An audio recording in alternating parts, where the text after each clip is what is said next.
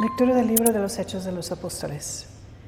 En aquellos días llegaron unos judíos de Antioquía y de Iconio y se ganaron a la gente. Apedrearon a Pedro y lo arrastraron fuera de la ciudad, dejándolo por muerto. Entonces lo rodearon los discípulos. Él se levantó y volvió a la ciudad. El día siguiente salió con Bernabé para Derbe. Después de predicar el Evangelio en aquella ciudad y de ganar bastantes discípulos, volvieron a Listra, a Iconio y a Antioquía, animando a los discípulos y exhortándolos a perseverar en la fe, diciéndoles que hay que pasar mucho para entrar en el reino de Dios. En cada iglesia designaban presbíteros, oraban, ayunaban y encomendaron al Señor, en quien habían creído. Atravesaron Pisidia y llegaron a Panfilia. Predicaron en Perge, bajaron a Atalia y ahí se embarcaron para Antioquía, de donde los habían enviado, con la gracia de Dios, a la misión que acaban de cumplir. Al llegar reunieron a la iglesia, les contaron lo que Dios había hecho por medio de ellos y cómo había abierto a los gentiles las puertas de la fe. Se quedaron allí bastante tiempo con los discípulos. Palabra de Dios. Te alabamos, Señor. Que tus fieles, Señor, proclaman la gloria de tu reinado. Que tus fieles, Señor, proclaman la gloria de tu reinado. Que todas las criaturas te den gracias, Señor. Que te bendigan tus fieles. Que proclamen la gloria de tu reinado. Que hablan de tus hazañas. Que tus fieles, Señor, proclamen la gloria de tu reinado. Explicando tus hazañas a los hombres, la gloria y majestad de tu reinado. Tu reinado es un reinado perpetuo. Tu gobierno va de edad en edad. Que tus fieles, Señor, proclamen la gloria de tu reinado. Pronuncie mi boca la alabanza del Señor. Todo viviente bendiga su santo nombre, por siempre, jamás.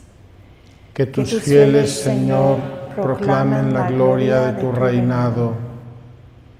Aleluya, aleluya, aleluya. Era necesario que el Mesías padeciera y resucitara de entre los muertos para entrar en su gloria. Aleluya, aleluya, aleluya.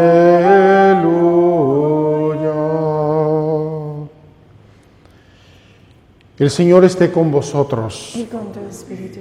Lectura del Santo Evangelio según San Juan.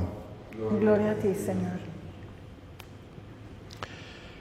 En aquel tiempo dijo Jesús a sus discípulos: La paz os dejo, mi paz os doy.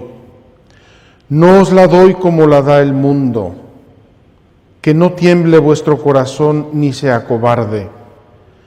Me habéis oído decir: me voy y vuelvo a vosotros. Si me amarais, os alegraríais de que vaya al Padre, porque el Padre es más que yo. Os lo he dicho ahora, antes de que suceda, para que cuando suceda sigáis creyendo. Ya no hablaré mucho con vosotros, pues se acerca el príncipe del mundo. No es que él tenga poder sobre mí, pero es necesario que el mundo comprenda que yo amo al Padre y que lo que el Padre me manda, yo lo hago. Palabra del Señor. Gloria a ti, Señor Jesús. Siguiendo, queridos hermanos, nuestras correrías apostólicas con la Iglesia primitiva, hoy tenemos ya uno de los primeros viajes apostólicos donde Pablo es el protagonista. Recordarán ustedes su conversión, camino de Damasco, se queda ciego, lo llevan de la mano como manso cordero. Allí Ananías lo le impone las manos sobre él. Y Dios le dice a Ananías, cuando él reacciona diciendo, Señor, he oído que este hombre está persiguiendo a todo mundo, Jesús le da a Ananías una respuesta. Ese hombre es un vaso de elección. Yo le mostraré lo que él tiene que sufrir por causa de mi nombre. Queridos hermanos, desde el día 1, San Pablo va a recibir una instrucción de Dios: ir a predicar el Evangelio. Pablo queda constituido apóstol, y ayer mismo en la primera lectura de San Pablo a los Corintios decía, y al último, como a un aborto, se me apareció también a mí. Se le apareció Cristo crucificado. Y además de mandarlo a predicar el Evangelio, le dice lo que tiene que padecer por su nombre. Queridos hermanos, San Pablo va a formular eso luego teológicamente cuando, hablando del cuerpo místico de Cristo, que es la Iglesia, dirá que Él tiene que padecer en su cuerpo lo que falta a la pasión de Cristo. ¿Cómo lo que falta a la pasión de Cristo? ¿Que la pasión de Cristo fue incompleta? No. La pasión de Cristo fue perfecta y completa en Cristo, cabeza de la Iglesia. Y es lo que el Evangelio de hoy nos va a decir. Es preciso que el mundo sepa que amo a mi Padre y que por eso obedezco, es decir, por eso padezco la pasión. Lo importantísimo de la pasión no es el número de latigazos ni el número de espinas que tenía la cruz, sino la obediencia de Cristo. Pues bien, esa obediencia de Cristo, que es su pasión, y lo vimos en nuestra peregrinación cuaresmal, señalando que Cristo va a obedecer para restablecer la desobediencia de Adán y Eva. Esa obediencia de Cristo, que es su pasión, es perfecta y sacrosanta y hace todos sus efectos en Cristo, cabeza. Pero en el cuerpo, Cristo tiene que padecer, Cristo padece. Y San Pablo lo dice claramente: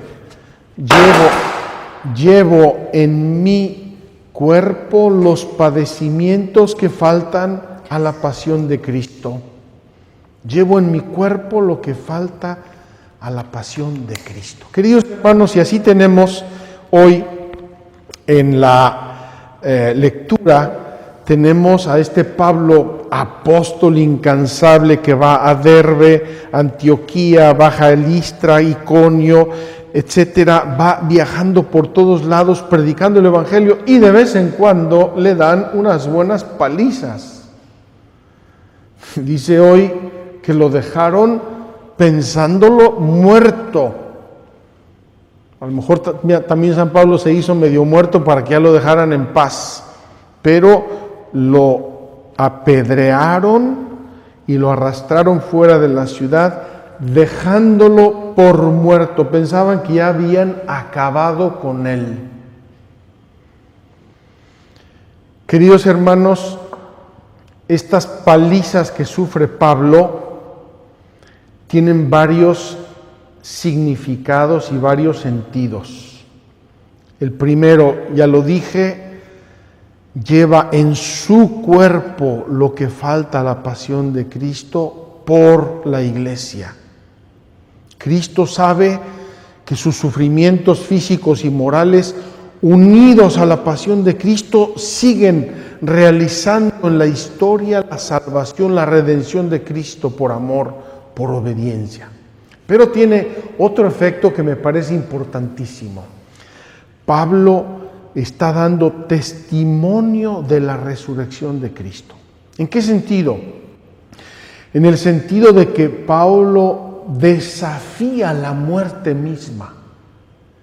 Cuando él tiene que dar testimonio de Cristo resucitado, no le importa nada, ni vida ni muerte. Si no existiera la resurrección, Pablo sería un loco, un suicida, no me viene ahora la palabra. Pablo sería un suicida, pero no es un suicida, es un testigo de la resurrección de Cristo. Y ya puedo yo imaginar, y este es el tercer efecto de esto, de este testimonio de Pablo, puedo imaginar hasta qué punto el testimonio de Pablo va a marcar el paso a los demás apóstoles. Los demás apóstoles que se hacen cristianos y se hacen bautizar por el ejemplo de Pablo, ya saben a lo que se atienen y están dispuestos a dar su vida por Cristo en el sentido más literal de la palabra, dar la vida por Cristo. ¿Por qué? Porque si a Pablo, que me está enseñando la fe, lo están apedreando hasta casi matarlo, y yo me hago cristiano, sé a lo que me atengo. Y aún así, el pasar de Pablo va suscitando discípulos, animando a los discípulos y exhortándolos a perseverar en la fe, diciéndoles que hay que pasar mucho para entrar en el reino de los cielos. Queridos hermanos, repito que Pablo conocía la doctrina de Cristo, Pablo era testigo de la resurrección y Pablo sabía que para entrar por la puerta estrecha había que sufrir.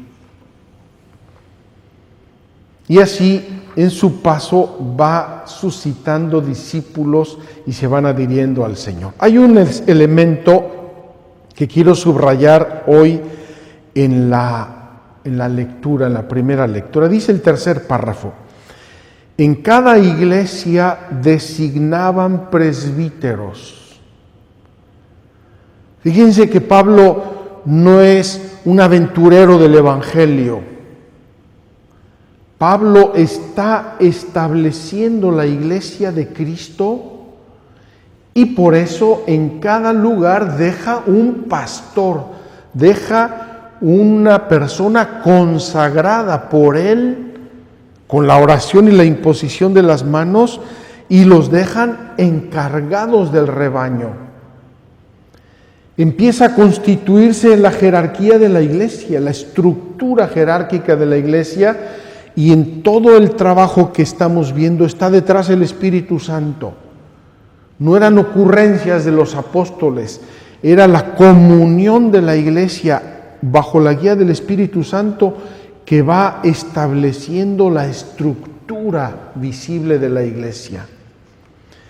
En cada iglesia designaban presbíteros, oraban, ayunaban y los encomendaban al Señor en quien habían creído. Quiero hacer una breve reflexión sobre el Evangelio de hoy, queridos hermanos, porque debería ser para nosotros un grande criterio de discernimiento espiritual. Dice Jesús hoy a sus discípulos, y recuerden que estamos en el grande sermón de la última cena, no es un momento cualquiera, es ese sermón en el que Cristo va a abrir su corazón y va a revelarnos mucho de su intimidad. La paz os dejo, mi paz os doy. No os la doy como la da el mundo. Queridos hermanos, la paz de nuestro corazón puede ser el criterio fundamental de discernimiento espiritual. Si estoy siguiendo a Cristo, si obedezco a Cristo y al Evangelio, aunque me cueste, tengo una grande paz. Si sigo al mundo felizmente y no me cuesta nada, probablemente voy perdiendo cada día la paz. Yo me encuentro frecuentemente con personas cuya falta de paz interior comienza con una molestia de su corazón, de su conciencia. No saben bien qué le está pasando, pero saben que algo está enredado en su vida, empiezan a perder la paz. Y de ahí frecuentemente pasan a problemas psicológicos o físicos. Me escribió una persona diciendo que después de unos problemas morales muy serios, empezó con problemas físicos muy serios. ¿Por qué? Porque el ser humano es uno, es una unidad, espíritu y cuerpo es una unidad. Si pierdo la paz de mi espíritu, probablemente comience con los problemas físicos o psicológicos. Si tengo paz en mi alma, frecuentemente eso se refleja como una grande serenidad también en mi cuerpo. Tenemos que aprender este criterio de discernimiento para saber si lo que estamos haciendo está bueno o malo. No es porque lo dice una novela o porque lo leí en un periódico, ni porque lo enseñan en un colegio o en otro colegio. El discernimiento es la paz. Y el que tiene paz consigo mismo, tiene paz con los demás. Cuando hay conflictos, cuando hay falta de comunión o cuando se llega incluso a la violencia, ojo, alguien está perdiendo la paz profunda de su corazón. Es decir, probablemente se está alejando de Cristo. Está desobedeciendo la palabra de Cristo y entonces pierde la paz. Y el que no tiene paz consigo mismo no la tiene con el prójimo. Dice el aleluya que acabamos de cantar, era necesario que el Mesías padeciera